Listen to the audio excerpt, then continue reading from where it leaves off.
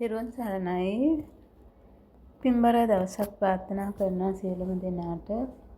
අද දවසේ ගෙනෙන උතුම් ධර්ම දානමය දහම් පණිවිඩය ආනන්ද ස්වාමින් වහන්සේ පෙර ජාතියකදී කාන්තාවක් වී ඉපදීමට හේතුව. අප බුදු සසුනෙහි සතිමන්ත, ගතිමන්ත, දතිමන්ත,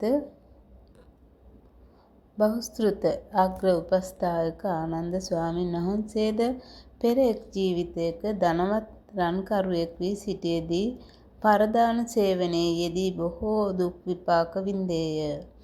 එදා රන්කරු කාලයේ කළ වූ පාප කර්මය අලුයම ගිනිමෙන් අවකාශයක් නොලබා කුසල කර්මයක විපාක වශයෙන් සිටු පුත්‍රයෙක්ව උපන්නේය. එහිදී කල්යාණ මිත්‍ර ඇසුර ඇතුව බොහෝ කුසල කර්ම කළේය.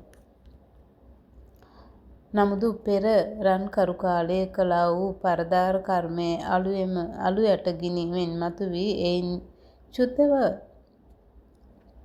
මහා නරකයේ බොහෝ කාලයක් පැසුණේය. බොහෝ දුක් විඳ එයින් චුතව පරදාර කර්මයේ විපාක වශයෙන් මහත් බල සම්පන්න ගැල්වල යානාවල යොදන්නා වූ උදුරන ලද බීජ ඇති එළුවෙක් වී උපන්නේය. එයින්ද මැරී ගොස් වනයේ වඳුරු යෝනියේද ඉපද වඳුරන ලද ඵල ඇත්තේ දුක් වින්දේය. ඉන් මැරී ගොස් දසන්ත රට මහත් බලවත් වූ ගොනෙක් වී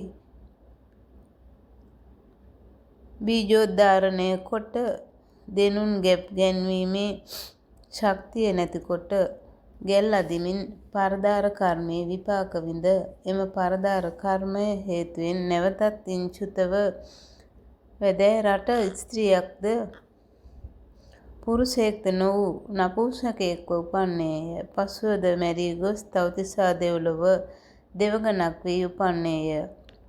මෙසේ නැවත 3 වතාවක්ම සක්දෙවිඳුගේ පාදචාරිකාවක් වීද නැවත දෙවරක්ම ජවන නම් දෙව්පුතුට අගමෙහෙසිය වීද ඉන් චුත වී අංගාති රජුගේ අගමෙහෙසියගේ කුස පිළිසිඳගෙන පූජා නම් රාජා කන්‍යාවක් වී ඒ ආත්මයෙන් අත මිදී තව්තිසා දෙව්ලොව මහත් ආනුභාව සම්පන්න දිව්‍ය පුත්‍රයෙක්ව උපන්නේය. මෙසේ පාරමී පුරන්නා වූ මහත් පුණ්‍යවන්තයන්ට පවා සසර පරදාන සේවනයේ හේතුවෙන් මහත් දුක් විපාක විඳින්නට සිදුවිය. එබැවින් සසර සැප කැමැති සත්පුරුෂයන් විසින් පරපුරුෂ පර ස්ත්‍රී සේවනයෙන් තම ජීවිත ආරක්ෂා කර ගනිත්වා. සාදු සාදු සාදු. උතුම් තෙරුවන් සරණයි. මෙම ධර්ම දානමය දහම් පණිවිඩය සියලු සත්වයන්ට සිතසුව පිණිස වේවා. සාදු සාදු සාදු.